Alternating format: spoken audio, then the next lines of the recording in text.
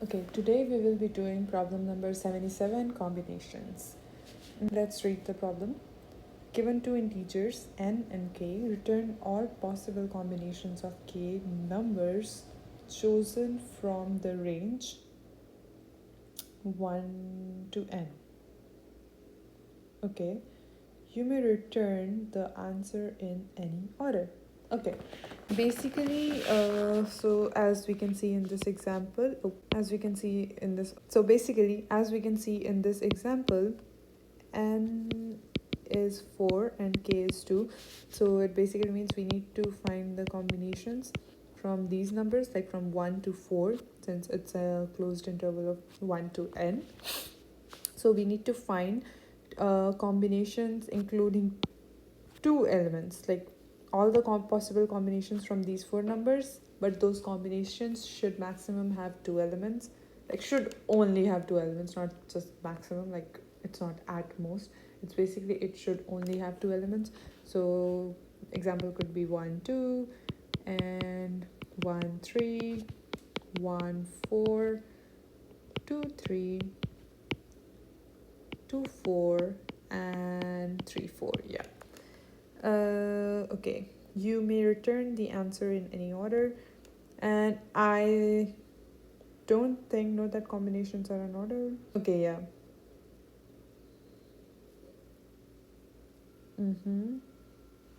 Yeah, so I don't think we should be like giving duplicate combinations. So like since it's unordered, so 1 comma 2 and 2 comma 1 are the same thing, so we should not just add like both of them in our result there. I think it's pretty clear. What I can think basically is just running a loop and traversing through it in the form of a decision tree, I would say. So for example, like my loop can go from 1 to 4, and in each iteration I will put an element, like I will put the current, I would say next to I to n, I will put the, what is the array, yeah, in each iteration I will put I into my current combination, and then from there I will again like again recursively go through the same process, and after that I will backtrack.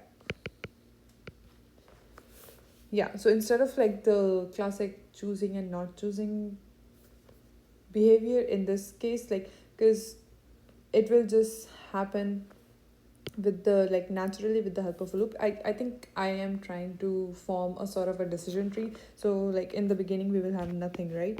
And then in the first iteration of the loop we will have 1, since we will start from 1.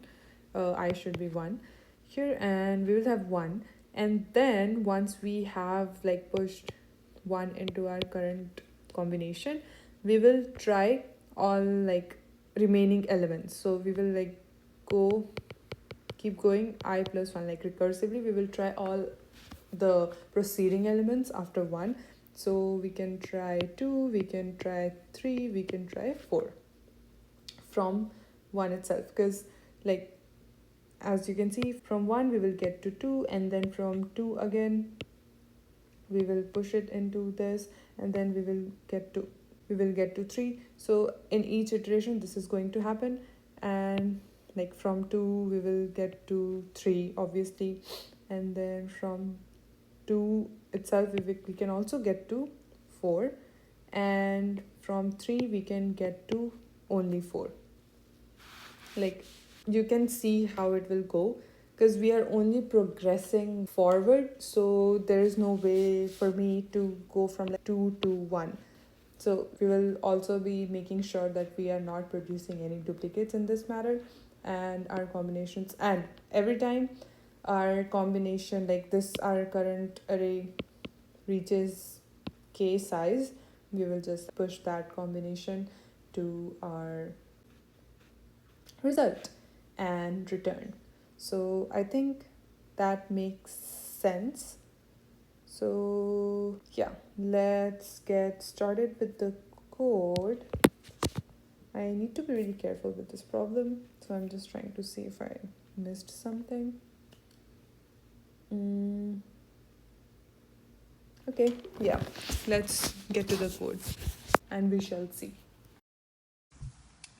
So now we will get started with the code for problem combinations. I have already explained the algorithm or thought process that I have while solving this problem, and let's do it. This is my first time ever solving this problem, which is really surprising because, like, how come I never solved this problem? It seems very basic for a backtracking problem, but yeah, let's go ahead.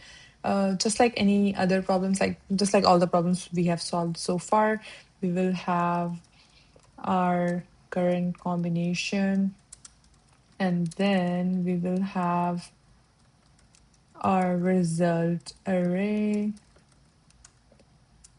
We will have a DFS helper.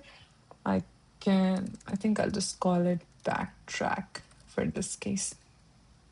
It will have, obviously, it will have, like, I need to pass both arguments, like the start and end, so that at each iteration, like, I can increase it.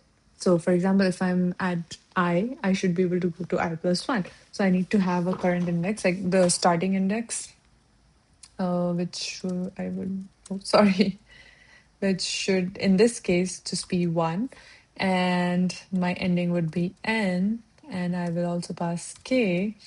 I will pass combo and result. I think those should be it, and then I will just return result.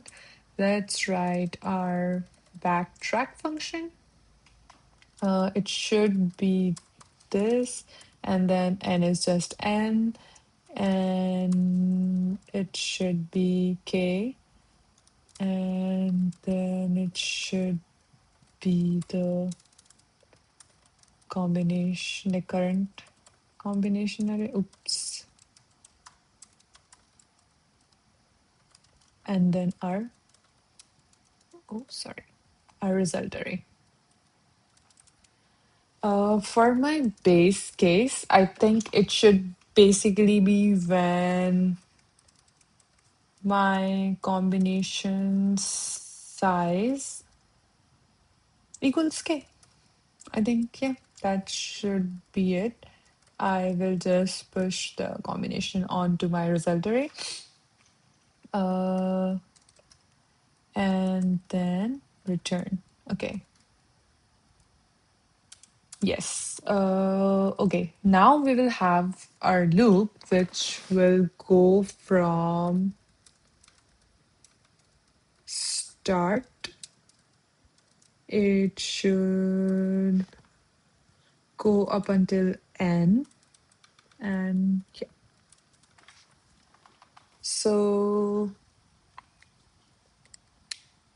I think first I will push the current, like basically I, and then I will recursively go through like all the preceding numbers, which will be from I plus 1 till n, and I need to make combinations of size k. I And then I will actually backtrack and just pop.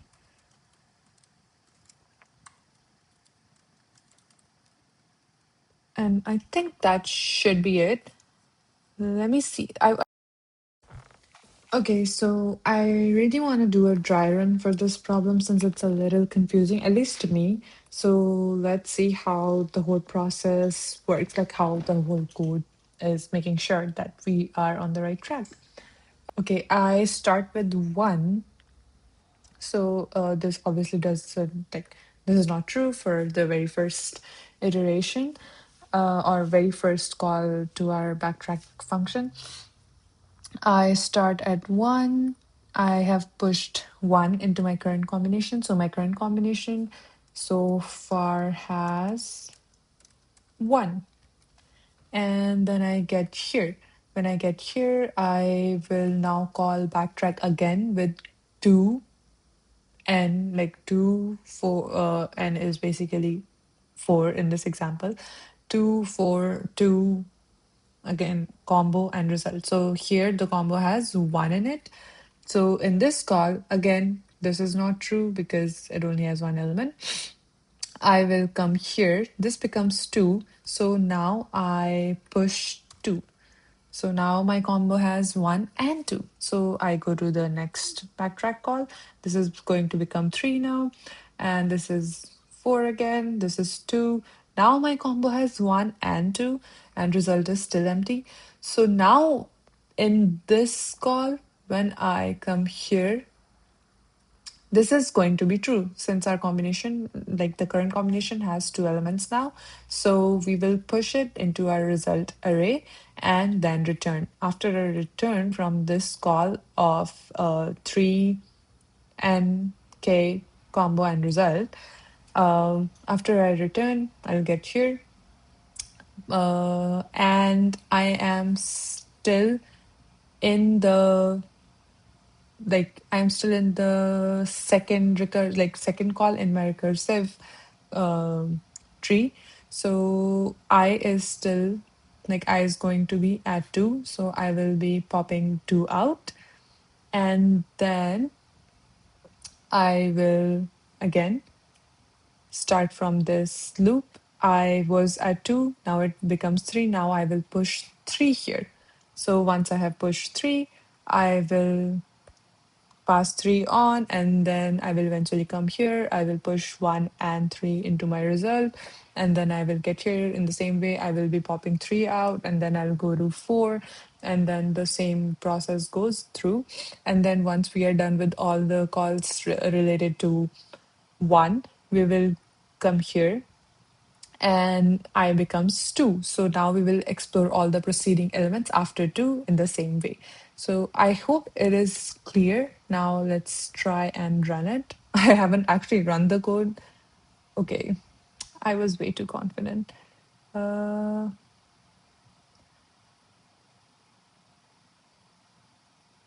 what?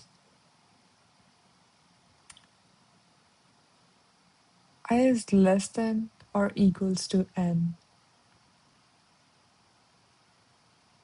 Oh, okay, never mind. I was so confused, like, what does this error mean?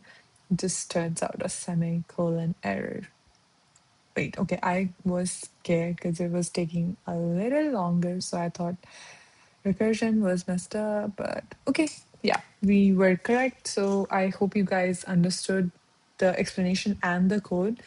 I'll see you again in the next problem. Thank you.